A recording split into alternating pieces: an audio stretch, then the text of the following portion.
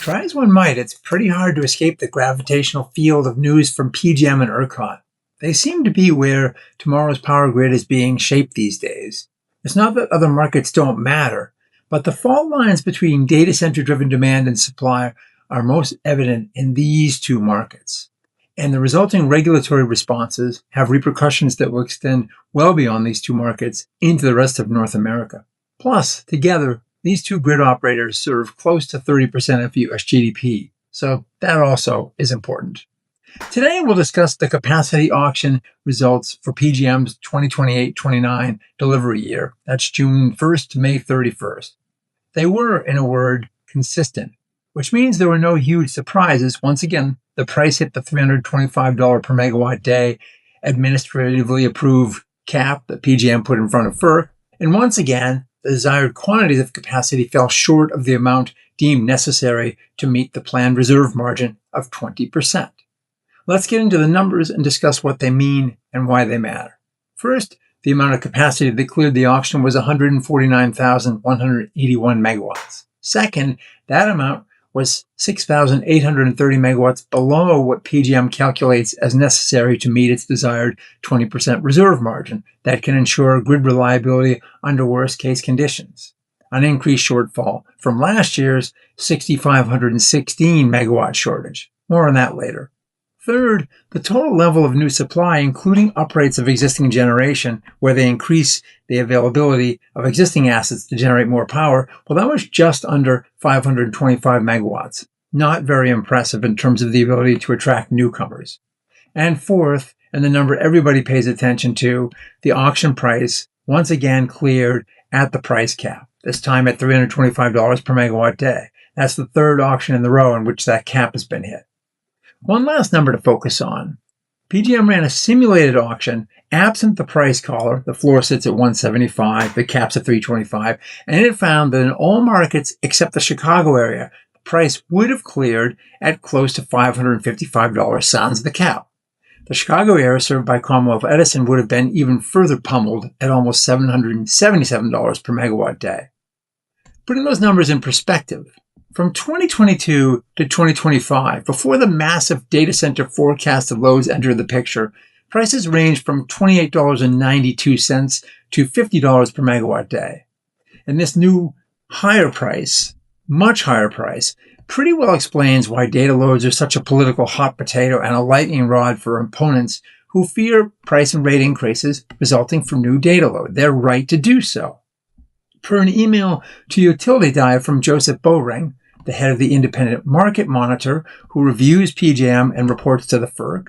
In this latest auction, data center actual and forecasted load increased costs by $6.3 billion, with a total of $29.4 billion of increased costs over the past four capacity auctions resulting from forecasted and existing data center load. That's 46% of total capacity-related charges. But what this means is that all of the ratepayers are paying for this new data load that's coming into the grid without sufficient supply to meet it. So now we have the numbers. What does this portend for electric energy future? Well, let's start with the fact that not enough supply attendees showed up at the party. PJM sets its desired reserve margin, as we mentioned, at 20%. PJM arrives at its reserve margin number by simulating thousands of scenarios across seasons, looking at demand, the likelihood of unplanned generator outages, and also determining how much power it can expect to import from neighboring grids. And then they determine how much they think they're going to need.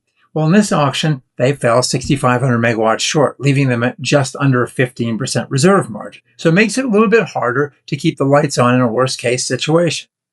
The caps, even as they offer some relief to energy consumers, well, they also create the problem because they don't provide enough of an incentive for new generation to join the party. Predictably, politicians who argued for the cap celebrate how much they save their constituents, and they generally don't focus on the shortfall. And just as predictably, energy economists and planners and regulators, including PJM, note that this type of market intervention with price collars will increase future supply shortfalls. In its summary document, PJM noted that, quote, a price cap, ... can reduce the amount of investment and therefore supply in the PJM region. Personally, I wasn't surprised that almost no new generation came to the 28-29 base residual auction with liquor and gifts, for two reasons. First, there's a potentially more attractive reliability backstop procurement auction planned for September, in which new generators, can establish bilateral contracts with large loads, with delivery starting in the 2028-29 year, and you can get a far longer term, from 2 to 15 years, and a potentially higher price. The average price of that auction is capped at $555. Then there's the fact that PJM's recent white paper, written in May, which is worth reading, it essentially says the current approach to capacity is no longer working. It's not sufficient to ensure resource adequacy, and new approaches should be considered. The white paper also noted that the cost of developing a new gas-fired combined cycle reference plant is much higher than the estimated cost of new entry, which is close to that $555 per megawatt day price. And that is because of recent supply chain issues and a significant demand-supply imbalance with new turbines. GE, Mitsubishi, Siemens, they're essentially sold out through the end of the decade, with orders well above existing factory production limits.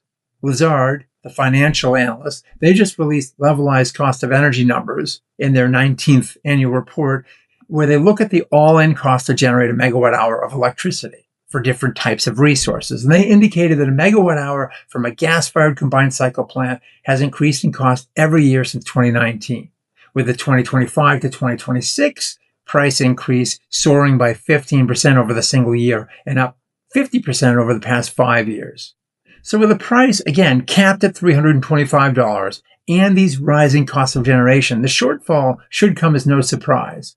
We'll likely see another shortfall in the 2029-2030 auction that takes place in December. What did surprise me was the anemic amount of demand response and distributed energy resources that cleared the auction. PJM noted this was the first year that aggregated distributed energy resources, so-called DERs, under FERC's Order 2222 were eligible to participate. And you might remember 2222 basically directs the grid operators to treat aggregations of DERs over 100 kilowatts like any other wholesale asset.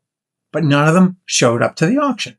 And at the same time, the total demand response number declined from 7,299 megawatts last year to 7,017 megawatts this year.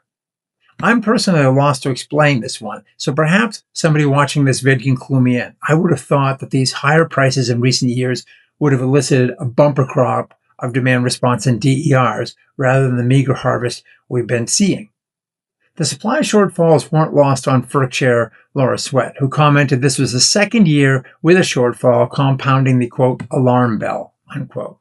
FERC has scheduled a technical conference this week on July 23rd to address these issues, but don't expect any magic bullets. These issues are challenging. They involve billions of dollars of winners and losers, and there's no easy fix here. Well, thanks for watching, and we'll see you again soon.